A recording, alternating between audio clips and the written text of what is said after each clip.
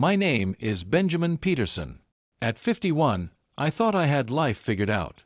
I was married to Isabella, the woman I loved more than anything, and together we had raised two incredible children who were now living independent lives.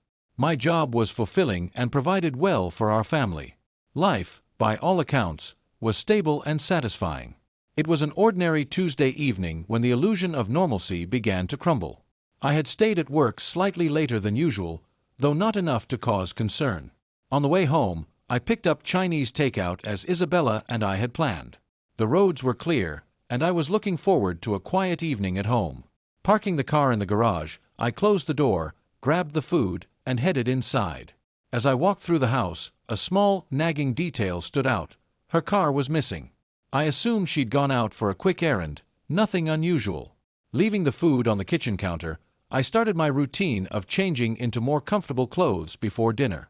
When I called out for Isabella, silence answered. It was strange, but I figured she'd return shortly. Then, in the living room, I spotted a note on the coffee table. I picked it up, thinking it might explain her absence. Instead, it unraveled my world. "Dear Benjamin," it began. "I'm sorry to do this, but there's someone who needs me. I got a call today, one of those calls you can't ignore. I love you and will return to the life we've built together as soon as I can." Beside the letter lay her phone, left behind deliberately, deepening the mystery. As I read the note again and again, disbelief and confusion gave way to a growing sense of dread. Who was this person that needed her so urgently? Why hadn't she confided in me? That night, I sat in stunned silence, staring at the note as questions flooded my mind. Darkness fell, the food grew cold, and my worry turned into a gnawing fear that something was very wrong. That first night without Isabella was the longest of my life. As hours dragged on, fear transformed into a heavy mix of anger and confusion. I called her sister, our closest friends, and eventually our children, but no one knew anything. Each call only deepened the pit in my stomach. When I finally tried to sleep, it was fitful and brief. The next morning, I informed my workplace that I wouldn't be coming in. Work provided a momentary distraction, with colleagues expressing concern and offering help, but none of it eased the nagging question: where was my wife? When I called her office, they told me she had taken the day off. My frustration mounted as I began to doubt everyone around me, imagining scenarios where someone might know more than they were letting on. I even called local hospitals, thinking something might have happened to her. Nothing. The police informed me I couldn't file a missing persons report until 48 hours had passed unless it involved a child. By Friday, those 48 hours were up. I marched into the police station with her note in hand, my patience wearing thin. The officers were polite but dismissive, subtly suggesting she might have left willingly, perhaps to be with someone else. The insinuation enraged me, but I forced myself to remain composed. They filed a report, promising to keep an eye out for her car, but their attitude made it clear they didn't see this as a priority. The following days were a blur of stress and activity. Friends and family descended on the house, their concern both comforting and exhausting. Questions came at me from every angle. Was there trouble between you two? Could she have been unhappy? Even her mother, who I believed would stand by me, asked with a subtle edge of suspicion, "Are you sure you don't know where she is?" The constant scrutiny wore me down, and I found myself snapping at her mother, a rare loss of temper that only deepened my shame and frustration. Still, I stayed focused on the search. I spent hours driving around, scanning the streets for her car, revisiting places we frequented together, and calling anyone who might know something. By the second week, the police had added her car to a database of vehicles to watch for, but there were no leads. My desperation grew. On a whim, I hired a private investigator, despite the cost. They turned up nothing either. It was as though she had vanished into thin air. Then, 3 weeks after she disappeared, a breakthrough came. There were withdrawals from her bank account, small amounts, made from an ATM in a town 250 miles away. I notified the police immediately, and within hours, they located her car in the parking lot of a hospital in that same town. I drove there as fast as I could, fueled by equal parts hope and dread. The hospital parking lot was quiet when I arrived, and 2 detectives were already there, watching the car. They confirmed it had been there for some time, but they hadn't seen anyone approach it. They advised me to wait, but I couldn't sit idly by. I walked into the hospital and questioned the receptionist, asking if anyone matching Isabella's description had been admitted. She knew nothing. Frustrated but determined, I returned to the parking lot and decided to keep watch. Hours passed before I finally saw her. Isabella approached the car, her movements hesitant and deliberate. My heart pounded as I watched her retrieve something from inside. I followed her back into the hospital, staying at a distance until she entered a room on the 4th floor. Peering inside, I saw her sitting beside a man's hospital bed.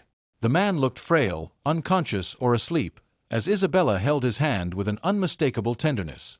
My emotions surged, relief that she was alive, anger at her secrecy, and confusion about the man she was with. Before I could gather my thoughts, she turned and spotted me.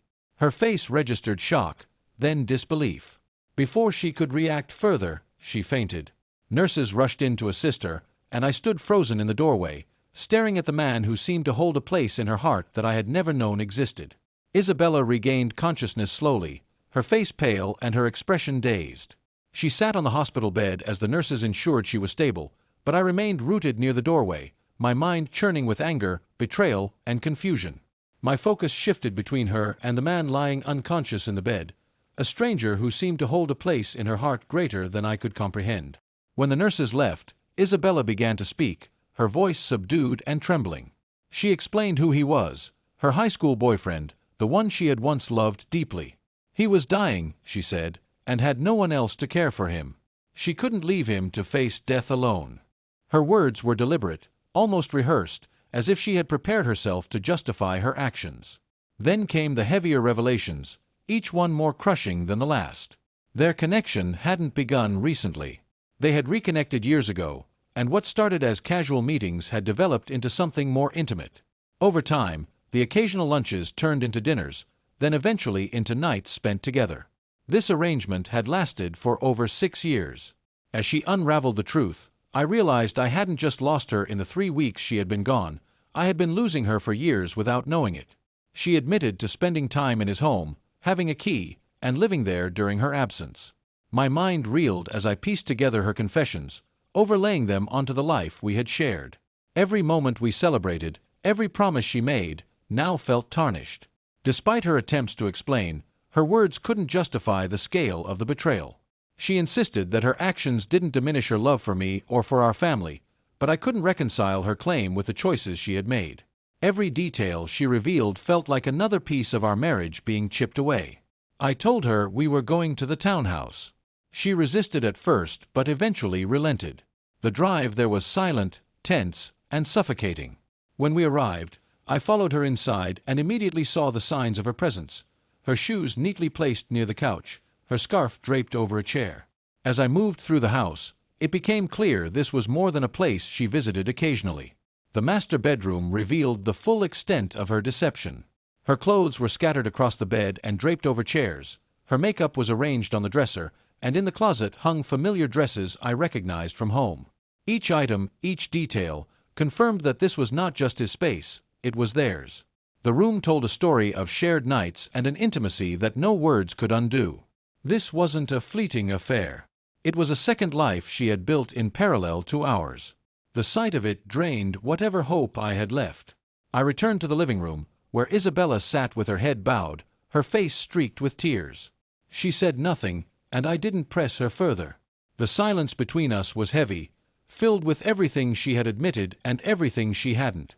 I made my decision then. I would take her back to the hospital, but I knew this was the end. Her actions had severed something in me that could never be repaired. As I drove, her sobs filled the car, but I kept my eyes on the road, my emotions buried beneath a wall of exhaustion and pain. When we arrived, she hesitated before stepping out, lingering as if she wanted to say more. But nothing she could say would change what had happened. I watched her walk back into the hospital, knowing that the part of my life that included her had ended. The drive home was a blur. The streets, the lights, the night, it all seemed distant, as if I were floating above it, disconnected from the world I once knew. I couldn't stop thinking about the life Isabella and I had built. All of it had been a lie, or at least a half-truth. For years, I had been living with a woman who was not entirely mine, sharing a future that she had already divided. And I, in my ignorance, had trusted her completely. The truth hit hardest in the quiet moments, those empty spaces between thoughts when there was nothing left to distract me. What stung wasn't just the betrayal.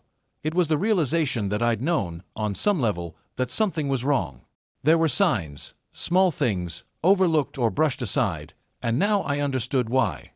I had wanted so desperately to believe in her, to believe in us, that I ignored everything that didn't fit. By the time I reached our house, I was numb. The thought of confronting her again, of hearing more excuses, felt pointless. I was done. As much as I still loved her, that love was poisoned now. The woman I thought I knew had become a stranger to me, and no amount of explanations could change that. I packed my things the next morning, moving quickly, almost mechanically. There was no grand moment of confrontation, no dramatic outburst. It didn't feel right. Instead, I focused on the task at hand, trying to leave behind the life I had known. A life that, in many ways, was still hers, even though she had broken it. She called that afternoon. I didn't answer. The silence between us grew louder with each passing hour. I didn't hate her, but I couldn't forgive her either, not for what she had done, not for the years of hidden deceit. I didn't know what she expected from me now, but I knew there was no going back. The foundation of everything we had, our marriage, our family, had cracked beyond repair.